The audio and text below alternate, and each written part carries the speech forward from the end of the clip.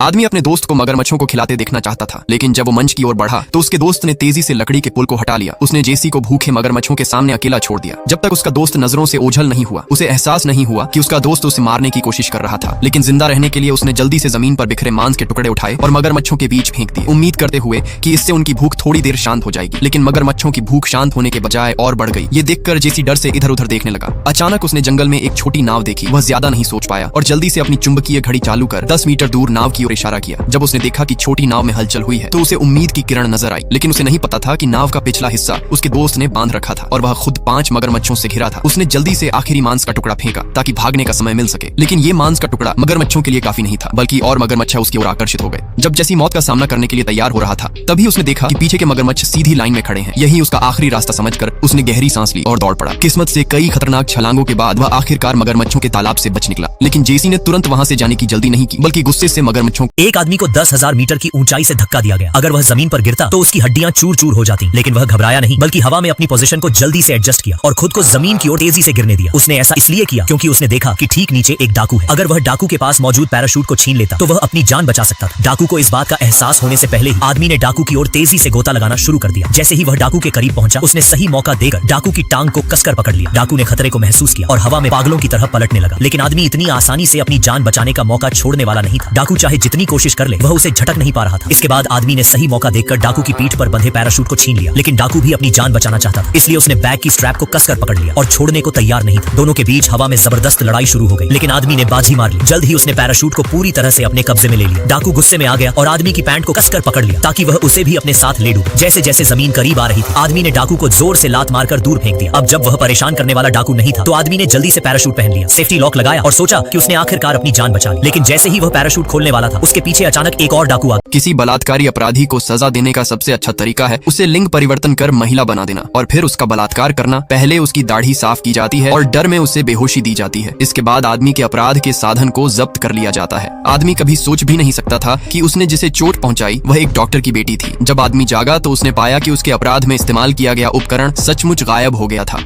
उसके होश संभालने से पहले ही डॉक्टर एक बॉक्स लेकर कमरे में आ गया। उसने विंसेंट को बताया कि सर्जरी बहुत सफल रही, लेकिन ये केवल एक शुरुआत है और उसकी योनि के चिपकने से बचने के लिए हर दिन एक्सपेंडर का इस्तेमाल करना होगा। जीवित रहने के लिए उसे डॉक्टर की हर बात माननी पड़ी। 2 महीने बाद डॉक्टर ने जांच की और कहा कि योनि बहुत अच्छी तरह से ठीक हो रही है। विंसेंट ने मासूमियत से सोचा कि अब ये खत्म हो गया और पूछा कि उसे घर कब जाने देंगे। इसके बाद जॉन ने अपनी असली पहचान के बारे में बताया कि वह उसी लड़की का पिता है जिसका उसने बलात्कार किया था। तभी विंसेंट को एहसास हुआ कि वह कितनी बड़ी मुसीबत में फंस चुका है, क्योंकि डॉक्टर उसे सचमुच की महिला बनाने जा रहा था। अगले पार्ट के लिए प्लीज सब्सक्राइब कर लीजिए। इस आदमी को अचानक लगा कि उसका शरीर जैसे किसी चीज से पकाया जा रहा है। उसकी निचली आधी शरीर सीधे पिघल गई और भी भयानक बात यह थी कि आदमी की ऊपरी आधी शरीर पिघलने लगी। कुछ ही सेकंड में आदमी का पूरा शरीर गायब हो गया। यहाँ तक कि आदमी की पत्नी भी जैसे जादू के प्रभाव में आ गई। उसके अंग भी पिघलने लगे। महिला के कुछ करने से पहले ही उसका पूरा शरीर अचानक गिर गया। जब मालिक दौड़कर आया तो पाया कि महिला पहले ही आइसक्रीम के ढेर में बदल चुकी थी। लेकिन ये देखकर कि महिला दुकान में मर गई, मालिक डरने के बजाय उसने पोछा लगाकर महिला को इकट्ठा किया और फिर एक छोटे डिब्बे में भर लिया। लेकिन मालिक का ऐसा करना पागलपन नहीं था, बल्कि 2034 में लोगों का पिघलना एक बहुत ही सामान्य बात थी, क्योंकि 2034 में सूरज ने अचानक एक सुपर फ्लेयर छोड़ा जिससे पृथ्वी का तापमान 130 डिग्री से अधिक हो गया। पूरी पृथ्वी एक बड़े ओवन में बदल गई। जैसे ही आप जमीन पर एक अंडा तोड़ते हैं, वह तुरंत तल्ला जाता है। यहाँ तक कि जमीन पर हाथ रखने से भी वह सीधे पिघल सकता है। गर्मी से परेशान होकर कई लोग समुद्र में कूदने लगे। उम्मीद थी कि समुद्र का पानी ठंडक देगा। जिनके पास पानी नहीं था और जो एयर कंडीशनर नहीं चला सकते थे, उन्हें गर्मी से मरना पड़ा। लेकिन सबसे बुरी हालत उन लोगों की थी जो पहले से बुखार में थे। बुखार में शरीर का तापमान पहले से ही अधिक होता है और सूरज की तपिश से इसे एक लड़की अपने बाल कटवाने गई थी। जब हेयर स्टाइलिस्ट उसके बाल काट रहा था, तभी लड़की ने कहा कि उसके सिर में तेज दर्द हो रहा है। शुरुआत में हेयर स्टाइलिस्ट ने इसे ज्यादा गंभीरता से नहीं लिया, लेकिन जब उसने बाल उठाकर लड़की का सिर देखा तो वह डर के मारे जमीन पर गिर गया और बेहोश हो गया। लड़की ने तुरंत आपातकालीन नंबर पर कॉल किया। जब मेडिकल टीम आई तो हेयर स्टाइलिस्ट होश में आ गए। लड़की ने बताया कि जब से उसने हेयर एक्सटेंशन करवाया तभी से सिर में तेज दर्द हो रहा है। उसे शक था कि एक्सटेंशन में कुछ गड़बड़ है। तभी एक काली लड़की को बुलाया गया जो कुछ जानती थी, लेकिन जैसे ही उसने कुछ देखा वह डर के मारे चिल्लाने लगी। काली लड़की ने उसे शांत किया और कहा कि वह मदद करे। फिर एक आदमी भी मदद के लिए आया। शुक्र है कि संक्रमण सिर की ऊपरी त्वचा तक ही था और अंदर तक नहीं फैला था, लेकिन इलाज की प्रक्रिया थोड़ी डरावनी थी। कप्तान ने कहा कि लड़की को अस्पताल भेज देना चाहिए, लेकिन आदमी ने मना कर दिया। उसने कहा कि अगर लड़की अस्पताल गई तो उसे सिर मुंडवाना पड़ सकता है। जब कप्तान ने हेयर स्टाइलिस्ट से पूछा कि सच क्या है, तो उसने बताया कि असली बाल मिलना बहुत मुश्किल हो गया है। फिर पुलिस ने हेयर सप्लायर को ढूंढा। वह एक बूढ़ा आदमी निकला जो शमशान में काम करता था। वह मरे हुए लोगों के बाल काटकर हेयर सैलून को बेच देता था। इन्हीं बालों से लड़की का हेयर एक्सटेंशन हुआ था, जिससे उसके सिर की ये परिवार पैसे बचाने के लिए केवल एक कटोरी नूडल्स खाता है। माँ पहले नूडल्स खाने लगी और आधे से ज्यादा खा गई। दूसरा था छोटा भाई, वह भी खाने का शौकीन था। जब बहन को खाने के लिए बारी आई तो केवल नूडल्स का सूप ही बचा था, लेकिन पिता तो इससे भी बेचारे थे। बेटी ने थोड़ा भी नूडल्स का सूप भी नहीं छोड़ा। रात में परिवार जल्दबाजी में अकेले खाने के लिए दौड़ पड़ा। कुछ लोग कुछ सेकंड के लिए एक दूसरे को देखते हैं और तुरंत एक एक टेबल पकड़ लेते हैं ताकि हर कोई 1 रुपए में चिकन खा सके। लेकिन जब प्लेट सामने आई तो पूरी परिवार हैरान हो गया। ये कहाँ एक चिकन थी, ये तो पूरी कटोरी मिर्च थी। पूरा परिवार पूरा दिन मिर्च से चिकन निकालने और खाने में लगा रहा, लेकिन मिर्च उनकी सोच से भी ज्यादा तीखी निकली। भाई और पापा तो रुक भी नहीं पाए और उन्होंने कहा कि उन्हें बिल चुकाना है, लेकिन किसे पता था कि कर्मचारी ने सीधा एक बोर्ड निकाल लिया। सभी को मजबूरी में खाना जारी रखना पड़ा। मुश्किल से चिकन खत्म किया और बिल चुकाने की तैयारी की, लेकिन तभी दुकानदार ने फिर से एक इलेक्ट्रॉनिक तराजू निकाला। क्योंकि सूप का वजन भी शामिल था, कोई उपाय नहीं था। पूरे परिवार ने पूरी ताकत लगाकर बाल्टी में मौजूद मिर्च का सूप पीना पड़ा। खत्म करने के बाद परिवार तुरंत ही सार्वजनिक शौचालय की ओर दौड़ा। फ्री के ठंडे पानी से अपनी प्यास बुझाई। एक आदमी गलती से अचार के बड़े जार में गिर गया। उसी दिन कारखाना बंद हो गया और वह 100 साल तक उसी जार में बंद रहा। 100 साल बाद 2 बच्चों ने वह जार खोला। जैसे ही ढक्कन खुला, चमत्कार हो गया। वह आदमी जिंदा था। अब वह फिर से अपना अचार बनाने का पुराना काम शुरू करना चाहता था। उसने सुपरमार्केट से 99 खीरे खरीदे, लेकिन जब भुगतान करने गया तो पता चला कि उसके पास पैसे नहीं हैं। इसलिए उसने कूड़ेदान से फेंके हुए खीरे और पुरानी शीशे की बोतलें इकट्ठी की। उसने हर बोतल में 99 दाने सफेद नमक डाले। अब सिर्फ हवा और बारिश की जरूरत थी ताकि अचार बन सके। अचानक आसमान में बिजली कड़की और बारिश शुरू हो गई। बारिश की कुछ बूंदें जार में गिर गईं और अचार तैयार हो गया। अगले दिन वह अपनी अचार वाली गाड़ी लेकर सड़क पर निकल पड़ा। 2 आदमी उसके अचार से इतने खुश हुए कि उन्होंने एक बोतल खरीदी और छकी। स्वाद बहुत ही लाजवाब था। वह आदमी बहुत खुश हुआ। उसने दोनों से कहा, बोतलें खाली होने पर मुझे वापस देना, नहीं तो मैं खुद लेने आऊंगा। दोनों उसकी बात पर हंसे और उसका वीडियो इंटरनेट पर डाल दिया। वीडियो वायरल हो गया और उसका अचार बहुत मशहूर हो गया। हर दिन उसके ठेले पर लंबी लाइनें लगने लगी। यह खबर उसके परपोते तक पहुंची। वह जलन से भर गया। उसने उसके अचार की कंप्लेन कर दी। फिर स्वास्थ्य विभाग ने आकर उसका ठेला बंद करवा दिया, क्योंकि उन्होंने कहा कि अचार साफ सुथरा नहीं बनता। लोगों ने उसका अचार खरीदना बंद कर दिया। वह बहुत उदास होकर सड़क किनारे बैठ गया। तभी एक आदमी आया, वही जिसने सबसे पहले उसका अचार खरीदा था। उसने कहा, आप विश्वविद्यालय के छात्रों को काम पर रख सकते हो, इससे सफाई भी रहेगी और काम भी बढ़ेगा। उसने ऐसा ही किया। विश्वविद्यालय के छात्रों ने मदद की और उन्होंने फिर से साफ सुथरा अचार बनाना शुरू किया। फिर से उसका अचार बाजार में हिट हो गया।